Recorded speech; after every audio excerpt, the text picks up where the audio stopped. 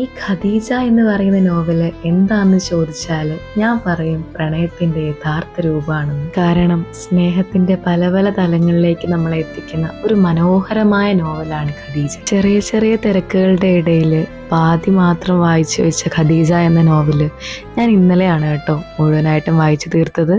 സത്യം പറഞ്ഞാൽ ഈ കഥ വായിച്ചിട്ട് എൻ്റെ കണ്ണ് നിറഞ്ഞുപോയി. അതുപോലെ മനോഹരമായൊരു കഥ. നമ്മൾ സ്നേഹിക്കുന്നവരെ ഒന്നുകൂടി നമ്മളിലേക്ക് ചേർത്ത് നിർത്താൻ ഈ നോവൽ നമ്മളെ പ്രേരിപ്പിക്കും.